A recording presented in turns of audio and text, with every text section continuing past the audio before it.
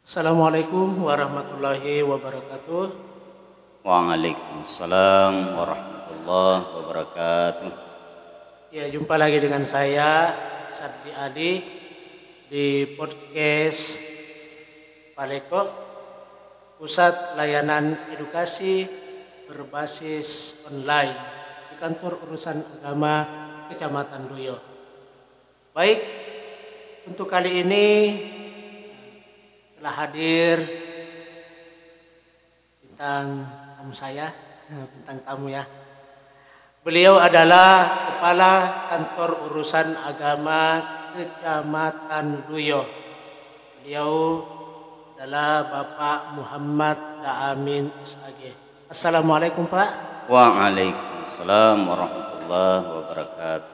Ya, alhamdulillah. Gimana kabarnya Pak hari ini? Alhamdulillah sehat-sehat. Mudah-mudahan Allah senantiasa memberikan kita kesehatan dan kekuatan lahir batin untuk menjalankan tugas pengabdian kita sehari-hari. Ya, alhamdulillah sehat-sehat Pak ya. Oke, beliau ini adalah merupakan kepala KUA baru di Kecamatan Luyo. Kalau boleh tahu sejak kapan Pak ya menjabat sebagai kepala KUA di sini di Luyo? Baik, terima kasih Ustadz Sadli selaku host pada podcast Paleko. Paleko ya, betul sekali. Pusat Layanan Edukasi Keagamaan Berbasis Online di KUA Luyo. Ya. Terima kasih atas kesempatan yang diberikan pada kesempatan ini. Sebelumnya saya perlu menyampaikan bahwa saya diangkat dan diamanahi oleh pimpinan menjadi Kepala Kantor Urusan Agama Kecamatan Luyo. Itu bertepatan dengan hari Rabu tanggal 2 bulan 2 tahun 2022. Jadi ini adalah angka yang tidak bisa saya lupakan. Ini adalah 22 dan ini angka yang cantik dan sakral bagi saya.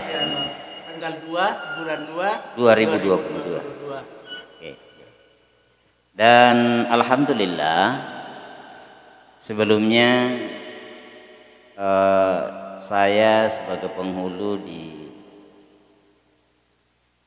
KUA lain, awalnya pada saat saya terangkat saya di Kantor Urusan Agama Kecamatan Campalagian selaku staf JFU yang pernah membidangi wakaf, pernah juga membidangi zakat, pemberdayaan agen zakat, dan juga pernah membidangi JFU kemasjidan. Nah, pada 2021 yang lalu kebetulan ada kebijakan dari pemerintah pusat untuk invasing dari JFU ke JFT. Pada saat itu kami direkomendasikan mengikuti asesmen di Kanwil Kementerian Agama Provinsi Sulawesi Barat di Mamuju, dan alhamdulillah asesmen untuk ikut sebagai calon penghulu atau menjadi penghulu alhamdulillah dinyatakan lulus, dan pertama ditugaskan sebagai penghulu di KUA Kecamatan Tinambung, dan setelah itu kembali kami digeser atau dimutasi ke KUA Kecamatan Campalagian, tetap menjadi penghulu. Berapa tahun di Tinambung?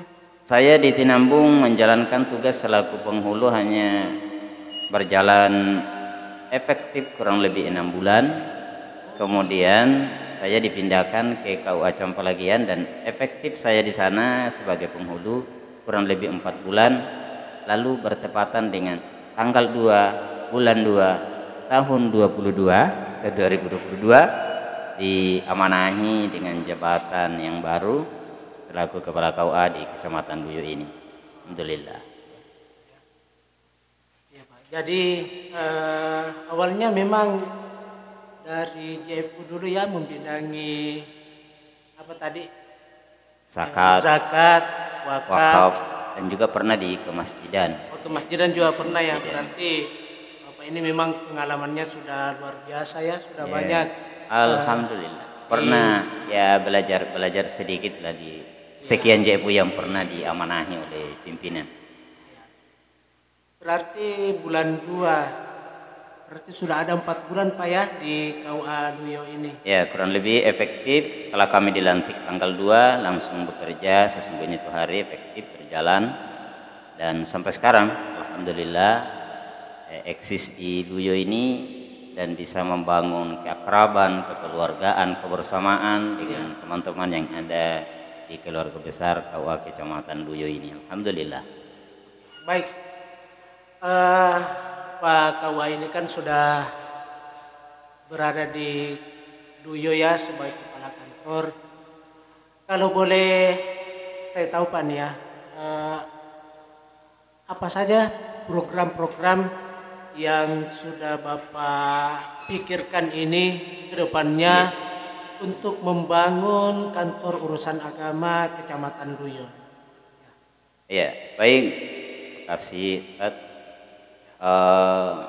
Dalam rangka menjalankan tugas dan kewajiban kami selaku Kepala Kantor Urusan Agama di Kecamatan Luyo ini, tentu sebagai amanah dari undang-undang agama sebagai amanah dari regulasi itu sendiri, bahwa kami harus menjalankan dan menyelenggarakan 10 layanan KUA ya. Dan salah satu yang sudah coba kami kemas, kami coba desain, kami coba inovasi 10 layanan KUA yang menjadi tugas dan kewajiban KUA di seluruh Indonesia. Ini coba kami kemas, coba kami formulasi, desain dalam bentuk sebuah gerakan bersama untuk memberikan pelayanan kepada umat. Dan saya sangat berharap juga bisa menjadi sebuah gerakan bersama secara partisipatif oleh masyarakat, warga atau umat yang ada di Kecamatan Luyo ini. Nah, salah satu program yang sudah kami canangkan dan sudah kami launching bertepatan dengan 4 Ramadan, kalau saya tidak salah ingat bertepatan dengan hari Kamis. Pada waktu itu di launching langsung oleh Bapak Kepala Kantor Kementerian Agama Kabupaten Polewali Mandar, Bapak Haji Imran Kaljubi Kesa, yaitu program yang kami berikan nama Program Gerakan Pengembangan Kemandirian Desa Berbasis Religi, yang kami singkat dengan Gerbang Mandar. Gerbang Mandar ya. Yeah. Keren sekali Pak ya. Apa saja itu namanya? Program dan kegiatan-kegiatannya kegiatannya, ya, itu. Gerbang Mandar itu. Oke. Jadi dengan dicanangkannya atau di launchingnya program Gerbang Mandar ini beberapa waktu lalu, yang kita pusatkan di kantor camat, dan alhamdulillah dihadiri oleh kurang lebih 100 pegawai syara atau amil zakat, karena waktu itu kita rangkaikan dengan bimbingan teknis amil zakat dan pembentukan UPZ Kecamatan Luyo sebagai bagian dari program Gerbang Mandar itu sendiri.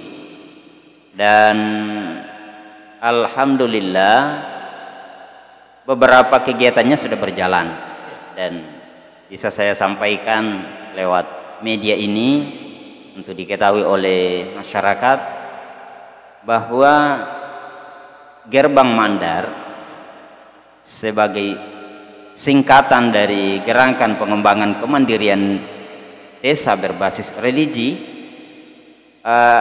artinya ini adalah sebuah program yang sengaja kita desain sebagai bentuk inovasi dari KUA Luyo untuk membungkus layanan 10 layanan KUA itu sedemikian rupa supaya bisa berjalan dengan baik, efektif, dan beberapa kegiatan dalam Gerbang Mandar ini, yang pertama kami selalu memberikan nama dengan bahasa lokal, ya, bahasa Mandar, sesuai dengan nama programnya itu Gerbang Mandar.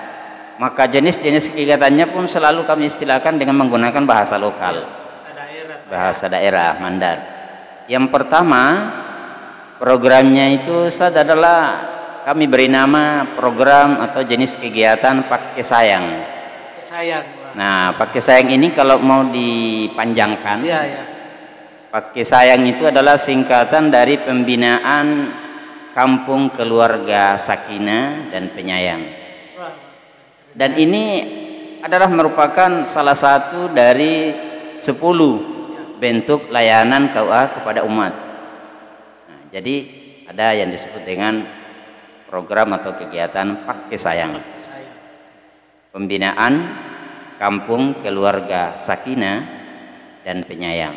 Nah, kenapa ada penyayangnya? Ya supaya yang hanya sekedar sakinah tapi bisa membuat menyebarkan rasa sayang, rasa cinta, rahmatan lil alamin, ya. Terus ya. Kemudian di dalam program Pakai Sayang ini itu kan akan ada item-item kegiatan.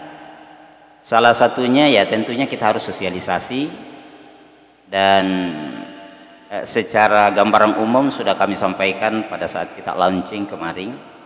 Dan ini perlu ditindaklanjuti untuk sosialisasi di tingkat desa, ya. Jadi nanti ini insya Allah kami dari KUA, dan tentunya dalam hal ini akan dikoordinir langsung oleh JFU yang membidangi Keluarga Sakinah, dalam hal ini Bapak Dr. Andes Taka. Saya mengamanahi beliau supaya desain kegiatannya nanti bagaimana silakan dirancang.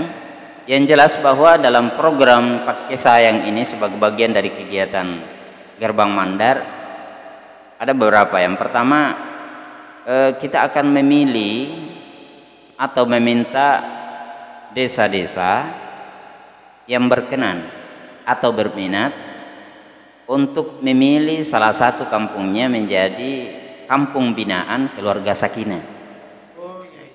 Jadi bukan langsung satu desa ini Ustaz, ya. Hanya kita memilih satu kampung, apakah itu bentuknya dusun atau kampung atau lingkungan kalau kelurahan, itu untuk menjadi objek binaan kami atau binaan kita dalam rangka pembinaan Keluarga Sakinah. Karena kalau langsung skop desa itu terlalu luas, dan kita ingin ada hasil, ya.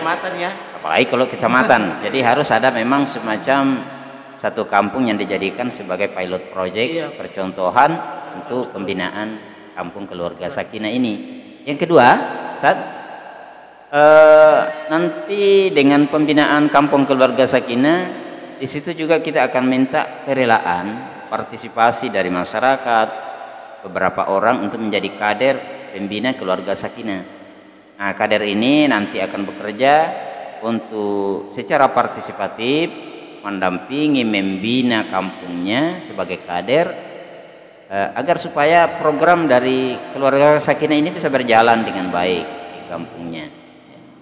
Jadi kita mungkin akan rekrut beberapa kader di setiap desa untuk pembinaan Kampung Keluarga Sakinah itu, Ustaz. Ya, biasa Pak, ya. Iya. Masih ada ya programnya Pakai Sayang? Kemudian yang kedua, program selanjutnya kami namakan program Pemasari. Oh, Pemasari. Iya, Pemasari, ya. Kalau mau dibahasakan ini yang bisa dipahami, kalau Pemasari itu berasal dari kata masari, dalam artinya harum. Harumnya. Ya. Harus ada sesuatu yang bisa menjadi nama baiknya diharumkan oleh satu kampung atau satu desa atau kecamatan Luyo ini. Ya, ya. Pamasari ini adalah singkatan dari pembinaan masyarakat yang sadar, aman, religius, dan inspiratif. Nah, ini. Ya. Dalam program atau kegiatan Pamasari ini juga ada beberapa sub-sub kegiatan mencapai itu. Yang pertama, kita akan adakan optimalisasi pendayagunaan zakat. Nah, alhamdulillah ini sudah berjalan, pembentukan OPZ-nya sudah dilakukan, dan kalau tidak ada halangan besok lusa ini hari Kamis 16 Juni 2022 insyaallah, kalau tidak ada halangan, Kepala Kantor Kementerian Agama, oleh Wali Mandar dan pengurus Basnas Kabupaten insyaallah akan kembali hadir di Kecamatan Luyo untuk mengukuhkan sekaligus akan membuka rapat kerja penyusunan rencana anggaran tahunan PSET, dan sekaligus kita rangkaikan 3 acara. Kita akan launching studio podcast Paleko ini. Ya.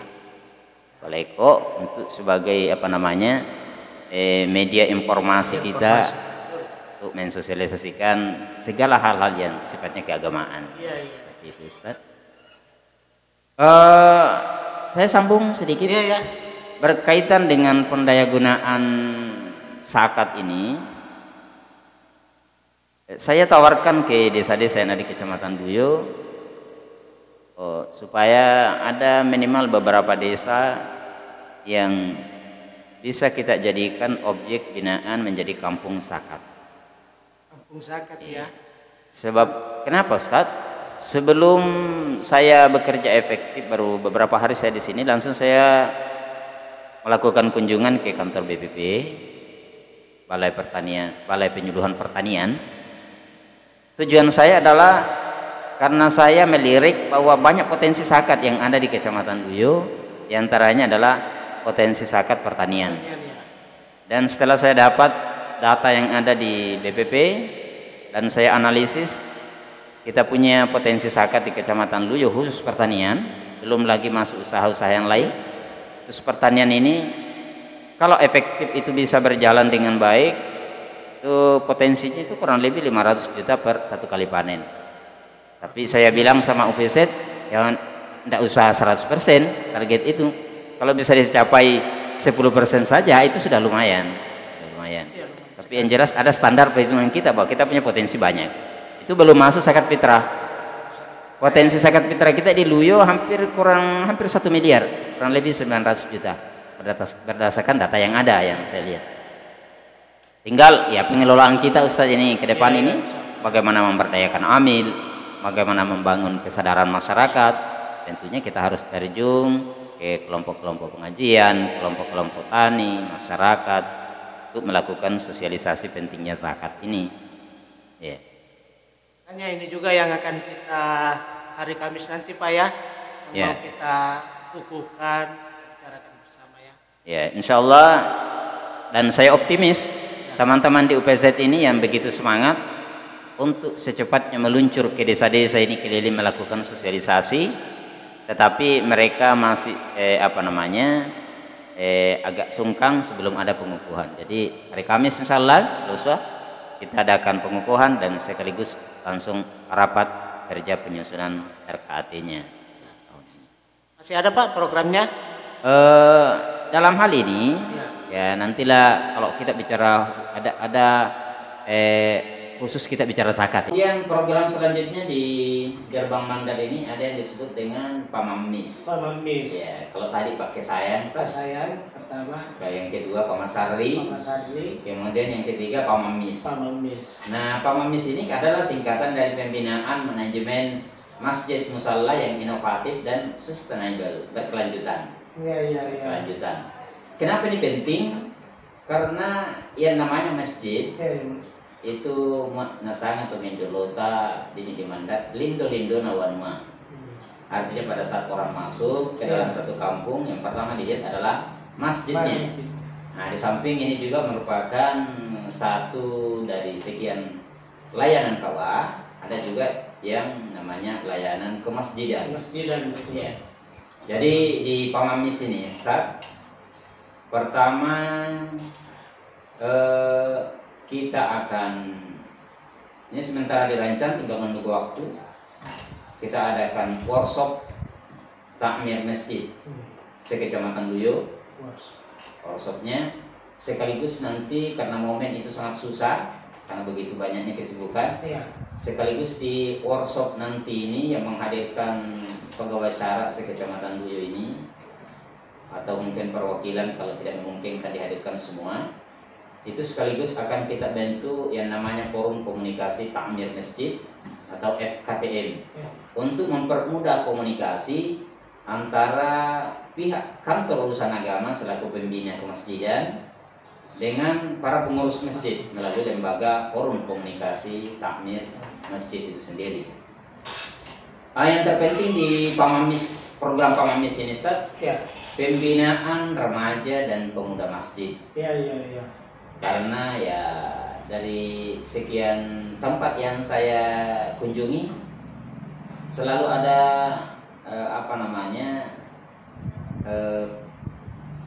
masukan atau saran atau mungkin semacam tuntutan dari para pengurus remaja masjid atau pemuda masjid untuk bagaimana dibina ini. Jadi insya Allah dengan waktu yang ada yang kita miliki dan dengan kemampuan yang kita miliki, insya Allah kita akan melakukan pembinaan remaja dan pemuda masjid, dan beberapa masjid ini sudah pernah komunikasi dengan kami. Insya Allah akan kita lakukan pembinaan, dan satu program prioritas kami juga di pembinaan remaja dan pemuda masjid ini dalam rangka merespon dan mendukung kebijakan Kementerian Agama. Insya Allah kami berupaya untuk merekrut atau mencari relawan kader penggerak penguatan moderasi beragama. Itu mudah-mudahan minimal 5 dalam satu desa, kalau tidak mampu kita 10, tapi akan tentu lebih banyak lebih bagus. Ini kita akan bicarakan nanti dengan desa-desa bahwa diharapkan ada desa, ya setiap desa ini menyiapkan relawan yang akan kita jadikan sebagai kader penggerak penguatan moderasi beragama di desa. Ini penting karena bagian dari program keluarga besar Kementerian Agama. Dan ini bukan hanya sekedar direkrut, tapi kalau perlu ada orientasi, ada bimtek, dan ini butuh komunikasi ke pihak atasan kita atau pimpinan.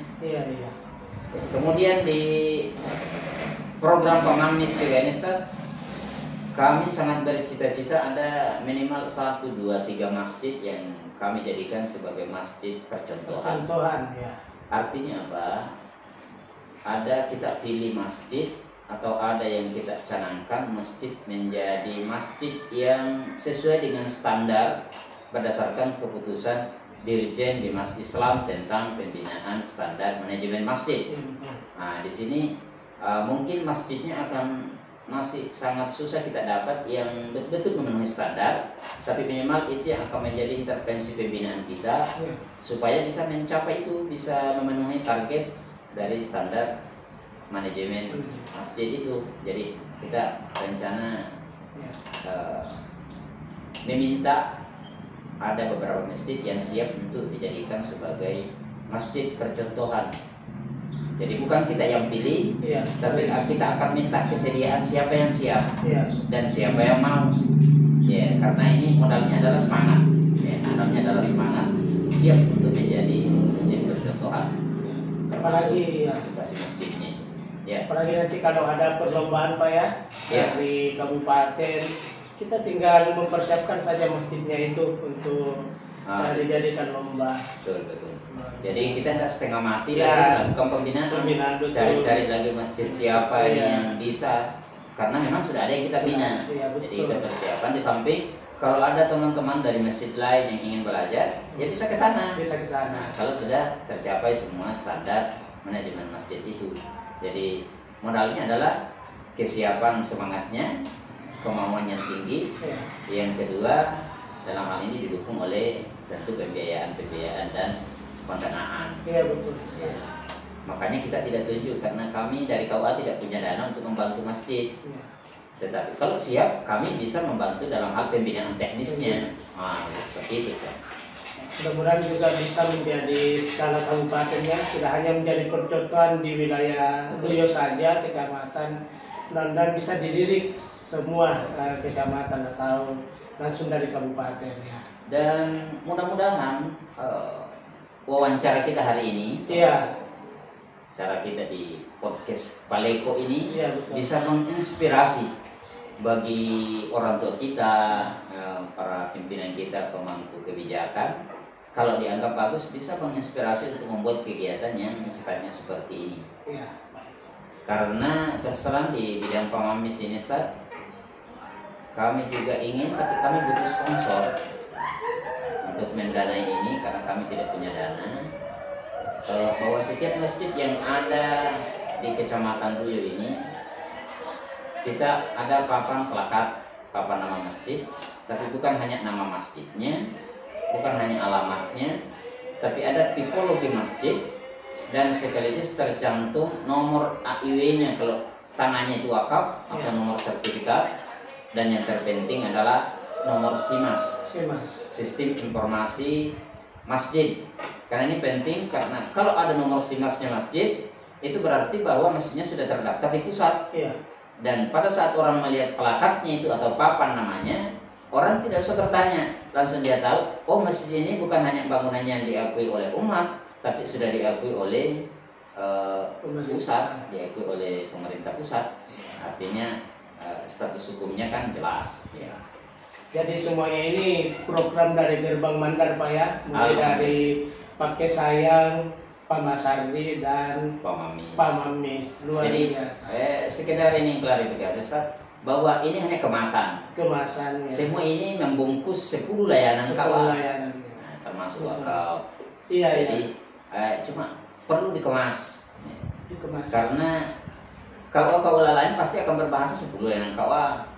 Kita semua pasti berjuang untuk menyelenggarakan 10 layanan KUA. Iya, betul. Cuma sejauh mana kita bisa mengemas. Kita harus kemas sedemikian rupa, kemudian dibawa ke masyarakat, dan mudah-mudahan bisa berjalan dengan lancar, sukses insya Allah. Termasuk Paleko ya, nama podcast kita ini. Beliau juga Pak Kua yang memberi nama langsung. Ya, Paleko ini saya terinspirasi. Ya, pertama, kenapa disebut Paleko? Ya. Dan ini adalah program tambahan sesungguhnya, tapi kita kan perlu informasi ke masyarakat. Kenapa kami beri nama Paleko? Pertama, KUA itu identik dengan pernikahan. Pernikahan di Mandar itu identik dengan Paleko. Hampir boleh dikata kalau ada acara tidak ada Palekonya yang dipasang, orang sudah bisa membaca biar lewat saja, oh ini bukan pernikahan. Karena Paleko itu adalah identik dengan pernikahan. Bahkan begitu sakralnya itu Paleko. Orang kalau mau pasang Paleko di rumahnya, tunundung. Ya, tunundung. Ada baca-baca doa dulu sebelum pasang Palekonya. Sehingga kami terinspirasi menggunakan nama Paleko. Jadi samping karena memang itu adalah singkatan. Singkatan dari Pusat Pelayanan Edukasi Keagamaan Berbasis Online. Kenapa itu kita gunakan itu? Karena kita mau KUA menjadi corong informasi kepada masyarakat hubungannya dengan keagamaan. Mau bicara zakat, silakan datang ke podcast. Mau bicara pernikahan, podcast bisa sampaikan itu. Ada orang mau menikah, kewajiban kami di KUA itu mengumumkan calon-calon pengantin yang mau menikah itu, pengumuman perkawinan, pernikahan. Itu kan tidak mesti dipasang. Sekalipun manualnya harus dipasang di depan pintu. Tetapi tampak masyarakat datang di kantor pun bisa tahu siapa yang akan menikah pada tanggal sekian, bulan sekian, tahun sekian. Itu kalau dia memonitor kita punya akun YouTube maupun Facebook kita ya. Nah, itu namanya berbasis online. sekalipun dia di rumah belum mandi, masih baring-baring dan sementara makan, dia tahu oh kau akan kasih kawin pada tanggal sekian ini, karena ada pengumuman nikahnya, atau mungkin ada gugatan atau mungkin ada masukan kepada KUA mengenai rencana pernikahan itu biasanya kita pasang. Ya, alhamdulillah, makasih banyak Pak ya minta-mintanya pada hari ini. Insya Allah sebenarnya masih banyak hal yang ingin saya bicarakan sama Bapak ini, tapi insya Allah lain waktu kita akan bincang-bincang kembali bersama dengan beliau.